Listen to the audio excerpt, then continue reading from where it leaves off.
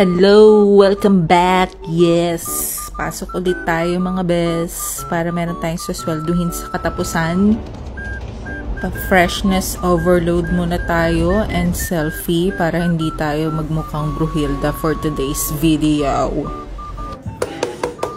Usual, mag-work tayo kasi nga ang pangalan ng video na to is work vlog. Duh! Char! Kayong mag-alala, maikli lang naman tong work vlog na to kasi mamaya mag-grocery tayo. O ayan na, nasa groceryhan na pala tayo. Ang bilis naman.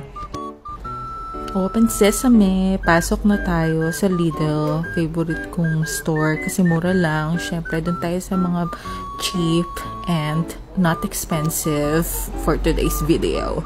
Bili tayo ng cheese kasi gusto kong magluto ngayon ng red spaghetti. Namimiss ko na yung Jollibee pero walang Jollibee dito sa Portugal kaya gagawa tayo.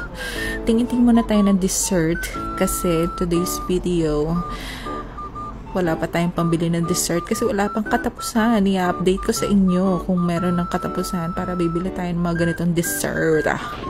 So, napagod ang lola nyo, mag-u-Uber tayo in today's video kahit wala tayong pera. Pa-plating muna tayo. Ay, hindi pala plating tawag dito. So, preparation, luto tayo, lalalala, ayan, plating na. Ang bilis, diba? O, kain na, char. Sige, next time ulit. Tama niya, bye!